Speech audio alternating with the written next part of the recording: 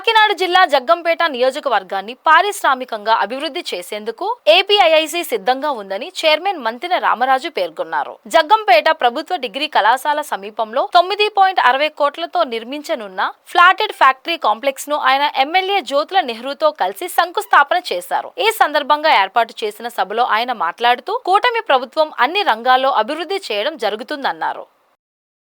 Any time ఏ టైంలో అయినా సరే నాకు వ్యక్తిగతంగా నాతో పని ఉంటే ఎప్పుడైనా ఫోన్ చేసి మీరు నా సైడ్ నుంచి చేయవలసింది ఏదైనా ఉంటే నేను చేయడానికి సంసిద్ధంగా ఉన్నాను. కాబట్టి మీరు పూర్తిగా 6 నెలల్లో ఫ్లాటెడ్ ఫ్యాక్టరీ ఎలా ఉందో అదేవిధంగా 6 నెలల్లో ఆ ల్యాండ్ యూడిఎల్ ల్యాండ్ కింద ఒక ఏపీఐసికి చెందే విధంగా అదేవిధంగా ఇక్కడ ఉన్నటువంటి ప్రాంతంలో ఇండస్ట్రీస్ పెట్టుకోవడానికి అనువుగా పేపర్ వర్క్ కూడా కంప్లీట్ చేయాలని చెప్పి మీకు సూచించడం జరుగుతుంది. దాంట్లో ఏ ఒక్క భాగంలో అధికార వర్గంలో మన యొక్క ఆఫీస్లో కానీ ఎక్కడైనా ఏ పనున్నా నాకు జడ్ఎం గారు డైరెక్ట్గా కాల్ చేయండి. మేము ఎమ్మెల్యేగా నత్తమాని ఇబ్బంది పెట్టొద్దు. ఎందుకంటే ఆయన ప్రజల్లో మీ అంటే ఏపీఐసి అంటే ఒకే ఒక డిపార్ట్మెంటు, ఆయనకి ఇలాంటి 40-50 రకాల డిపార్ట్మెంట్స్, 2 లక్షల మంది ప్రజలు, ఎన్నో రకాలైనటువంటి సమస్యలతో రోజు ఆయన పడతా ఉంటారు. కాబట్టి మీరు ఆయన చెప్పింది ఏదైతే ఒకసారి చెప్పారో దాని ఆదేశాలకి ఇక్కడ ఉన్నటువంటి రెవెన్యూ అధికారులు కూడా ఎంఆర్ఓ గారు కూడా వారు కూడా దీనికి విషయంలో కూడా చక్కగా చేయడం జరిగింది. అదేవిధంగా రాబోయే దాంట్లో కూడా రెవెన్యూ అధికారులు కూడా పూర్తి సహకారాన్ని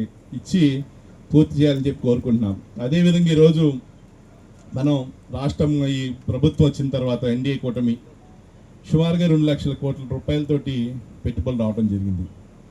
హర్షల్ మిటల్ ఒక స్టీల్ ప్లాంట్ తెచ్చుకోవాలంటే గతంలో ప్రాణత్యాగాలు చేసేవారు, చేస్తేనే కానీ రాలా మనకి వైజాగ్ ఇస్తే.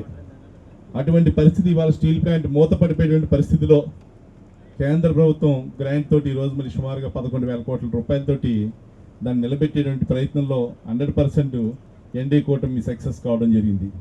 అంతేకాదు దానికి ధీటుగా ఒక ప్రైవేట్ ఇండస్ట్రీ ఏదైతే హర్షల్ మిటల్ సంబంధించి ఇతర దేశాల నుంచి ఒక కంపెనీ కూడా నక్కపల్లి ప్రాంతంలో తీసుకురావడం జరుగుతుంది. వారికి కూడా ఏపీఐసి భూమి కేటాయించడం జరిగింది. సుమారుగా 60,000 కోట్ల రూపాయలతోటి 7,000 ఎకరాల భూమితోటి, అదేవిధంగా వాళ్ళకి రెసిడెన్షియల్ కాంప్లెక్స్ 500 ఎకరాలు,